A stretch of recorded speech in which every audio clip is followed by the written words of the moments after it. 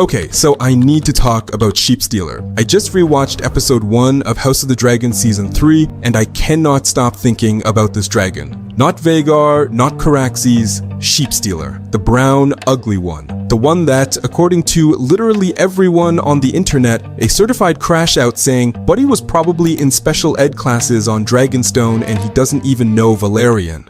He was a serial killer who bragged about killing people. And he professed and confessed to be a demon. He was that, bruh. If he wanted you out of there, he'll go do it himself on feet by himself. Sheepstealer pulled up to the game in a uniform neither team was wearing and started hooping against both. That's my sister. The way he moves, the way he reacts, he doesn't behave like a weapon. He ain't no symbol. She behaves like an animal, a real, complicated, unpredictable YN. And I think that distinction, that one quiet distinction, might be the most interesting thing happening in House of the Dragon right now. Sheepstealer attacked dragons he grew up with, dragons he knew. Vermithor, Moondancer, these are not strangers. These are dragons that lived on Dragonstone alongside Sheepstealer for years. And Sheepstealer went after them anyway, during a battle that was supposed to be on the same side. And Jace, Rhaenyra's heir, died, partly because of this one dragon that couldn't or wouldn't follow orders. So the question I've been sitting with since the credits rolled is this: why? Why does Sheepstealer behave so differently from every other dragon in this story? Why can't Rhaena control him even though they just bonded? Why did he attack his own side? And honestly, what does any of this actually mean for where this show is going? That's what this video is about. We're doing a full breakdown of Sheepstealer's behavior, why he acts the way he does, why that behavior makes complete sense once you understand what this dragon actually is, and why, after episode 1 of season 3, Sheepstealer might be the single most unpredictable and important dragon left in the Dance of the Dragons.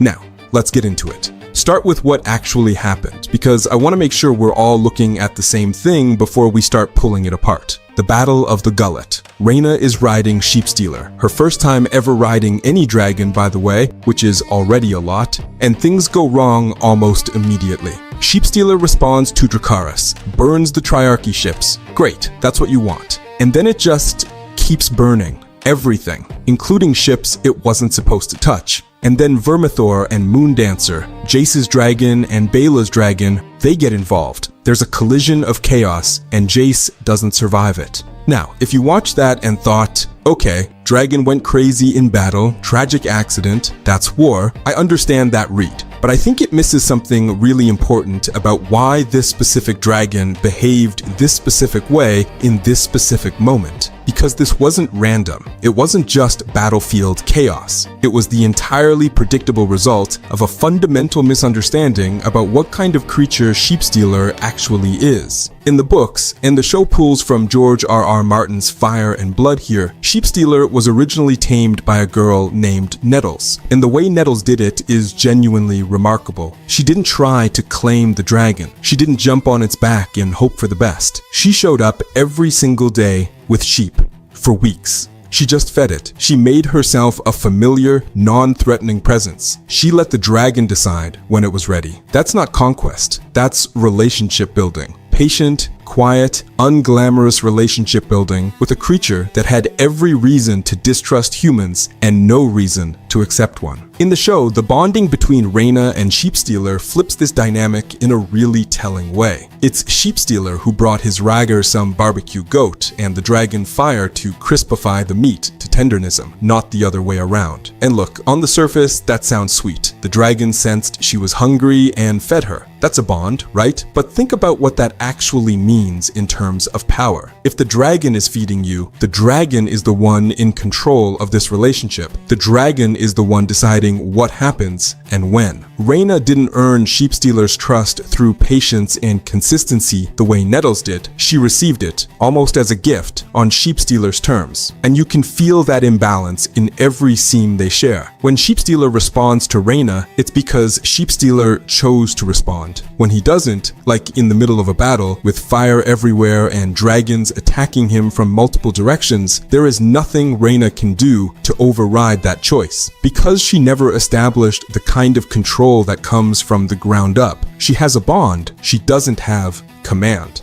Now, let's get back to the battle. I want to really dig into why Sheepstealer attacked Vermithor and Moondancer specifically, because this is the part that seems contradictory on the surface. These dragons grew up together on Dragonstone. They're not strangers. Sheepstealer knows what they are, so why attack them? A couple of things are happening here simultaneously, and I think you need to hold all of them at once to get the full picture. First, Vermithor and Moondancer attacked Sheepstealer first. That matters. Sheepstealer is a big dragon, older and larger than both of them, and in the chaos of that battle, two smaller dragons came at him. A wild creature with no battle training, no conditioning to control its aggression in combat situations, no years of learned behavior telling it to stand down, he reacted exactly the way a wild animal reacts when threatened. He fought back. Second, Rhaena is a completely inexperienced rider. She had never been on a dragon before this. She doesn't know the commands, doesn't know the body language, doesn't know how to communicate through the physical connection between rider and dragon. Even experienced riders struggle to control dragons in the heat of battle. Rhaena had essentially no tools available to her to de-escalate what was happening. Third, and this is the one that I think gets overlooked, Sheepstealer has never been to war. None of the domesticated dragons' conditioning around combat, around recognizing ally from enemy, around restraint, none of that exists in Sheepstealer. He has lived his whole life making his own decisions about threats, and in that moment, surrounded by fire and chaos and smaller dragons coming at him, every instinct he had was screaming the same thing: defend yourself. I think we can all agree that Jace's death isn't that Sheepstealer is evil or that Rhaena failed completely. It's that this was almost structurally inevitable the moment you put a wild dragon with no battle conditioning and an untrained rider into the most chaotic naval battle of the entire war. Something was going to go wrong, and something did. Plus, Jace himself was not much of a dragon rider. Man, the attachment that we have to CGI dragons might be detrimental to our health.